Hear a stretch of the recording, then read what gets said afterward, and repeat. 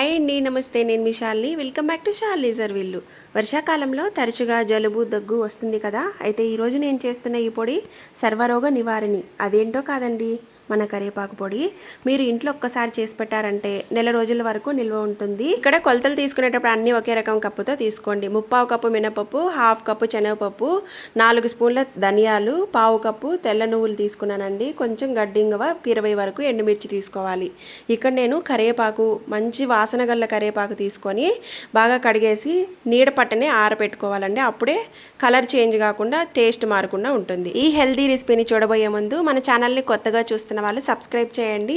Video నచ్చితే like చేసి share చేయడం మర్చిపోవద్దు. ముందుగా స్టవ్ ఆన్ చేసి ఒక కడాయి పెట్టుకొని అందులో ఒక 3 స్పూన్ల ఆయిల్ వేసుకొని మనం తీసి ఉంచుకున్న ఇంగ్రీడియంట్స్ అన్నీ కూడా 1 బై 1 యాడ్ చేసుకోవాలి. ఫస్ట్ అయితే ఎండుమిర్చి వేసుకొని శనగపప్పు, మినపప్పు, ధనియాలు, తెల్ల నువ్వులు కూడా వేసుకొని ఈ పప్పులన్నీ కూడా మాడిపోకుండా మంచిగా కలర్ చేంజ్ అయ్యి బాగా వేగేంత వరకు వేయించుకోవాలన్నమాట. ఇవి వేగాక మంచి స్మెల్ వస్తుందండి, అప్పటి వరకు వేయించుకోవాలి. మనం తీసి ఉంచుకున్న గడ్డింగు కూడా వేసేసుకొని వేయించుకుంటున్నాను. ఇవన్నీ బాగా వేగిపోయాయి కదా. ఇప్పుడు ఇవన్నీ తీసి ఒక ప్లేట్లో చల్లారబెట్టేసుకుందాం. ఆ తర్వాత అదే కడాయిలో మనం తీసి ఉంచుకున్న కరివేపాకు కూడా వేసుకొని సిమ్లో పెట్టేసుకొని వేయించుకోండి. ఇక్కడ నేను ఐరన్ బాండలు పెట్టుకున్నాను కాబట్టి తొందరగా మాడిపోతుంది. కలర్ చేంజ్ అవ్వకుండా మాడకుండా చూసుకుంటే ఈ విధంగా క్రిస్పీగా వేగుతుందన్నమాట.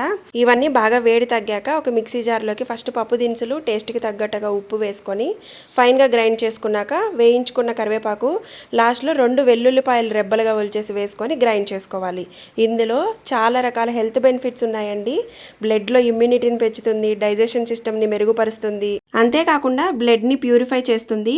ఈ సీజన్లో వచ్చే ఇన్ఫెక్షన్స్ అన్నింటినీ కూడా నివారిస్తుందండి. ఇందులో టేస్ట్కి తగ్గట్టుగా ఉప్పు సరిపోయిందో లేదో చెక్ చేస్తున్నాను. సూపర్గా కుదిరిందనమాట.